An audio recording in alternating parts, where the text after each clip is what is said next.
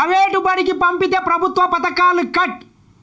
ముప్పారం గ్రామ పంచాయతీ తీర్మానం, ఒక్కో వార్డు సభ్యుడు 10 మంది పిల్లలను చేర్పించేలా చర్యలు.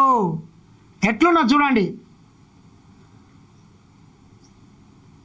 ఎవరన్నా ప్రైవేటు బళ్ళల్లో మీ పిల్లల్ని కనుక చేర్పించినట్లయితే ప్రభుత్వం నుంచి వచ్చేటటువంటి పథకాలను మొత్తం కట్ చేస్తామని చెప్పి ఒక గ్రామ పంచాయతీ మొత్తం తీర్మానం చేసిందంట. ఎంత మంచి నిర్ణయం! ఈ రకంగా చేయడం వల్ల ప్రభుత్వ పాఠశాలలు బలోపేతమవుతాయి, ప్రభుత్వ విద్య మీద కూడా సామాన్యులకు నమ్మకం ఏర్పడుతుంది. ఒక మంచి నాణ్యమైనటువంటి విద్యని కూడా ఉపాధ్యాయులు అందించడానికి ఆస్కారం ఉంటుంది. ఏదైతే తెలంగాణ రాష్ట్రంలో నాణ్యమైనటువంటి విద్యని అందించాలనేటటువంటి ఉద్దేశంతో ఈ రాష్ట్ర ప్రభుత్వం ముఖ్యమంత్రి రేవంత్ రెడ్డి గారు ముఖ్యంగా విద్యాశాఖను తన దగ్గరనే పెట్టుకొని విద్యలో సమూలమైనటువంటి మార్పులు రావాలి, ప్రపంచ స్థాయి విద్యా ప్రమాణాలను తీసుకురావాలనేటటువంటి ఉద్దేశంతో ఈ రాష్ట్ర ప్రభుత్వం పనిచేస్తున్నది కదా.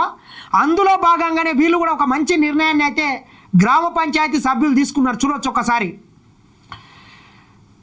ముప్పారం పంచాయతీ తీర్మానం, చిన్నారులను ప్రభుత్వ పాఠశాలలకు బదులు ప్రైవేటు పాఠశాలకు పంపితే ప్రభుత్వ పథకాల్లో కోత విధించాలని హన్మకొండ జిల్లా ధర్మసాగర్ మండలం ముప్పారం గ్రామ పంచాయతీ తీర్మానించింది.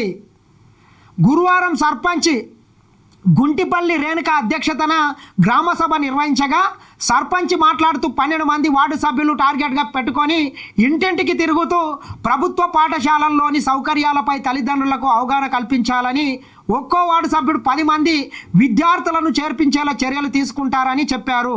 పిల్లలను ప్రభుత్వ బడులను కాదని ప్రైవేటు పాఠశాలలకు పంపిస్తే గ్రామంలో ఇందిరమ్మ ఇండ్లు రద్దు చేయడంతో పాటు రేషన్, పెన్షన్ సైతం కోత విధించాలనే ఆలోచన ఉన్నట్టు తెలిపారు.